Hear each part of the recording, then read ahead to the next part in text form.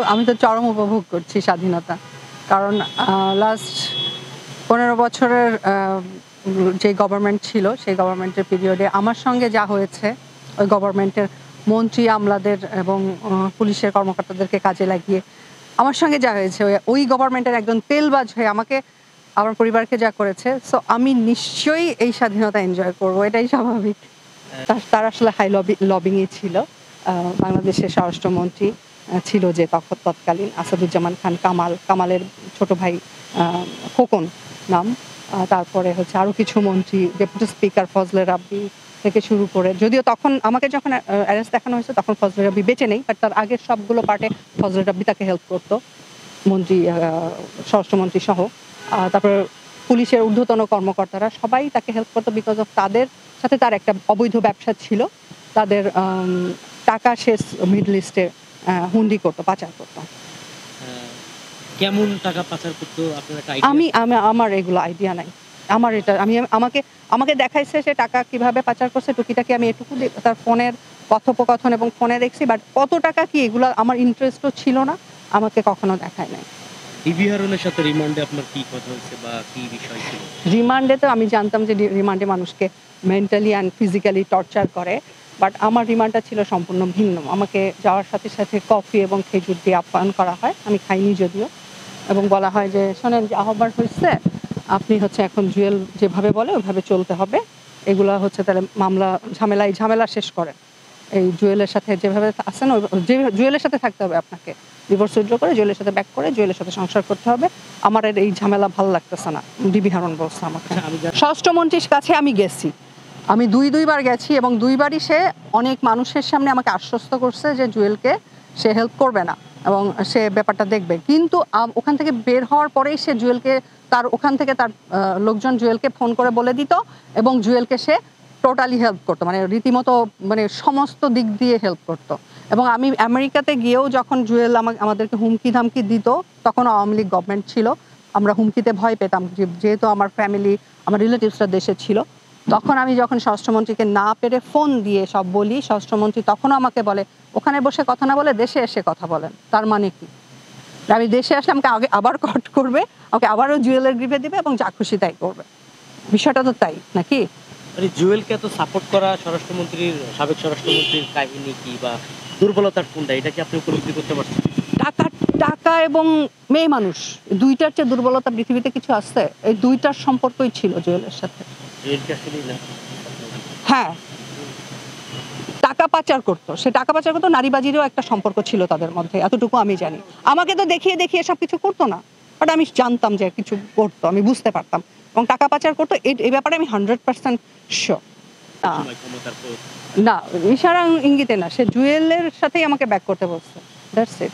এবং আমাকে ঠান্ডাভাবে থ্রেট করা হয়েছে যে আমার ছেলের নামে আরো মামলা হবে, নইলে লাইফ নষ্ট হয়ে যাবে, আমার মায়ের, আমার ভাইদের লাইফ শেষ হয়ে যাবে, এইসব থ্রেট করা হয়েছে। আসলে ওই যে তৎকালীন যে ডিবি প্রধান ছিল হারুন আঙ্কেল আর কি, হারুনের ভাতের হোটেল বলে, মানে সে তো আসলে পুরো একটা নাটকবাজ। সে একটা নাটক তো না, অনেক নাটক করেছে, রাইট? লাস্ট 10 ইয়ার্স ধরে, 15 ইয়ার্স ধরে অনেক নাটক সে করে গেছে। তো ও নাটক করছে ঠিকই, কিন্তু নাটকটা তো খুব পোর স্ক্রিপ্টের নাটক হতো। আমার সম্পর্কে যা বলছে, মানে ভেরি পোর স্ক্রিপ্ট। বলছে যে কামরুল হাসান জুয়েল যে আমাকে বিয়ে করেছিল, সে একরকম কথা বললো, যে আমাকে কি না কি খাওয়ায়া একটা করে আমাকে বাসার সবাই খারাপ ছবি তুলে আমাকে বিয়ে করছে। আবার হারুন বলতেছে যে সে যখন সৌদি আরব থেকে আসার পরে কোনোদিন সে বাসায় যায় না, এই চিন্তা করলো নাইট্যকার আমার ওয়াইফ, নাইট্যকার বাসায় যাই, দেখি বাসা কোথায়। দুজনের স্টেটমেন্ট কি দুই রকম হয়েছে না? নাট্যকার, আমি কি নাট্যকার? সে তো নিজেকে বিসিএস ক্যাডার দাবি করতো, সে কি আদৌ বিসিএস ক্যাডার নাকি প্রশ্নভাসের বিসিএস ক্যাডার? নাট্যকার কি আর একজন অভিনেত্রী কি?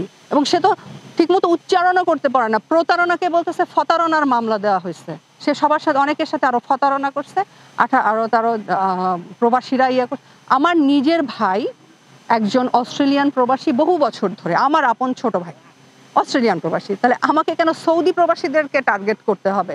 আপনি আমাকে বলেন।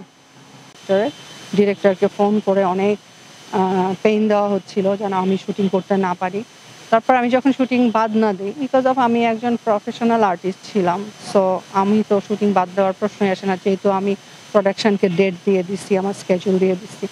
সো তারপরে যখন শুটিং বাদ না দিই, তখন শুটিং থেকে ব্যাক করার পরে আমার ছেলেকে ওই যেই এলাকায় শুটিং করতে গেছিলাম ফরিদপুরের শীর্ষ এক সন্ত্রাসীকে দিয়ে আমার ছেলেকে কিডন্যাপ করায় এবং আমার ছেলেকে জিম্মি করে আমাকে ডেকে নিয়ে মৌখিক মুচলেকা নেয় আমার কাছ থেকে যে আমি জুয়েলের কথার বাইরে কখনো যাইতে পারবো না এবং আমি শুটিং করতে পারবো না কোনোদিন, তাহলে আমাকে এইসব সাফার করতে হবে। আর তো বিচার তো চাই, আমার জীবনটা শেষ করতে চেয়েছে, পেরেছে কি? পারে নাই তো, না? আমার জীবনটা শেষ করতে পারে নাই ওরা। কিছুদিনের জন্য আমাকে ওরা ভাবছে শেষ হয়ে গেছে, বা আমিও খুব কষ্টে ছিলাম, আমরা খুব যন্ত্রণার মধ্যে ছিলাম, আমরা খুবই নিরাপত্তাহীনতার মধ্যে দিন কাটাইছি, কিন্তু আসলে তো শেষ হয় নাই জীবনটা। সত্য তো কোনোদিন চাপা থাকে না। আর সবচেয়ে বড় কথা, প্রকৃতির একটা খেলা তো থাকে। আপনি মানুষ, আপনার ক্ষমতা আজকে আছে, আপনি খুব ক্ষমতা দেখাইলেন, তারপরে প্রকৃতি যেই খেলাটা আপনার সাথে খেলবে সেটা তো আপনি কল্পনাও করতে পারবেন না, রাইট? সো প্রকৃতির খেলার সাথে তো ওরা হেরে গেছে, তাই না? আচ্ছা, তার সাথে সূত্রপাতটা হচ্ছে মাহিন নামের আমার একজন খুব ক্লোজ ফ্রেন্ড ছিল, আমার ফ্যামিলি ফ্রেন্ড বলা চলে, অনেক বছরের ফ্রেন্ড। সেই মাহিনের মাধ্যমে আমার সাথে জুয়েলের পরিচয়। মাহিনটা হচ্ছে জুয়েলেরই খালাতো ভাই। মাহিন আমাকে পরিচয় করায় দেয়।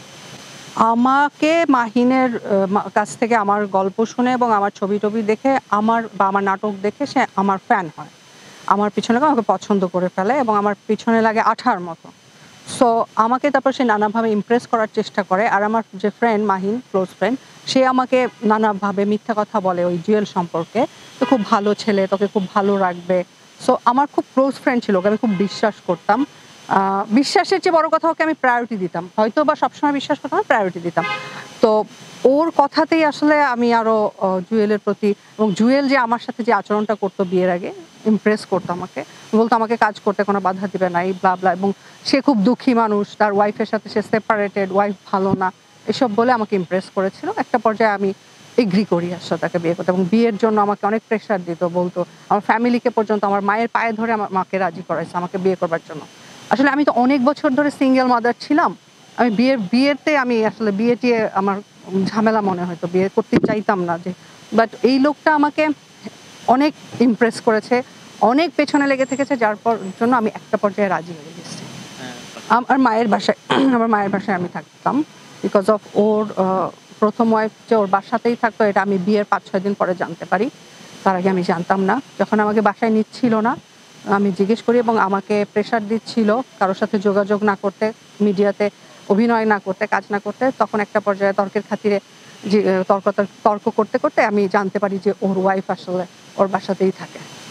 না, আমি যখন কাজ করতাম টুকিটাকি, তখন আমাকে খুব একটা খরচ দিত না, এবং উল্টো আমাকে প্রেশার দিত যে এতদিন ধরে মিডিয়াতে কাজ করতেছ, আমার ব্যবসায়িক কাজে লাগবে, আমার আফতাবনগরে জায়গা কিনতে হবে, গাজীপুরের জায়গা ঠিক করতে হবে, আমাকে কিছু টাকা ধার দাও।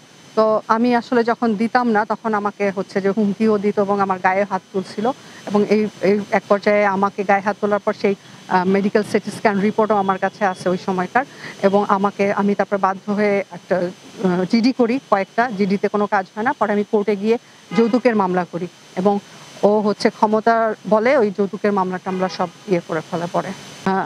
ব্ল্যাকমেলের কথা যেটা বলে, আচ্ছা আমি বলি, যার কাছ থেকে আমি যাকে ব্ল্যাকমেল করে বিয়ে করব, তাহলে আমি তাকে 2-2বার ডিভোর্স দিলাম, সে তো আমাকে একবারও ডিভোর্স দিল না, আমাকে কেন 2বার ডিভোর্স দিতে হলো, এবং তার প্রেশারে আমাকে ডিভোর্স উইথড্র করতে হলো, এবং ডিভোর্স দিয়েছি বলে আমাকে জেল খাটতে হলো। না, একটাই বউ, আর একটা মানে আরেকটা বউ আছে। আমি তাকে ডিভোর্স দিয়েছি, আমাকে সে ডিভোর্স দিতে দিবে না, আমাকে তার গ্রিপে রাখবে, তার অনেক দুর্নীতির কথা আমি জেনে গিয়েছি, তার জন্য আমাকে তার গ্রিপে রাখবে, আমাকে ছুটতে দেবে না। আর তাছাড়া আমাকে বিয়ে করে সে সবাইকে বলে বেড়াইতো সে নায়িকা বিয়ে করছে, এটাতে তার স্ট্যাটাস কিছুটা প্লাস হইতো, দ্যাটস ওয়াই আমি যেটা মনে করি। আর জিদ বলে একটা কথা আছে, আর একটা ব্যাপার আছে, হি ইজ দ্য সাইকোপ্যাথ।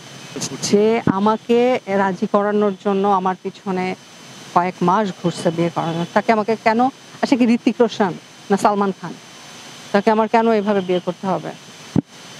সবচেয়ে বড় কথা, তার সাথে আমার বিয়ের আগে যে মানে সে আমাকে ফোন দিত, আমার সাথে যে সে ছবি তুলতো, সব ছবি আমার কাছে আছে, আমি এগুলো তো দেখাতে পারবো।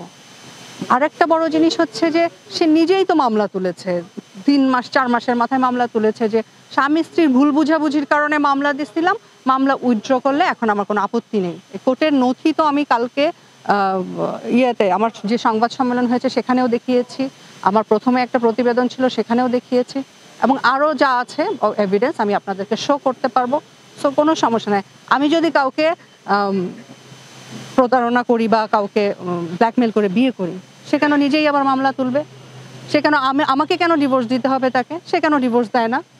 আর সে কেন আমাকে জেল থেকে বের করে আবার রিম্যারেজ করে আমাকে 1.5 বছর আটকে রেখে প্রতি মাসে আমাকে ব্যাংকে খরচ পাঠাবে?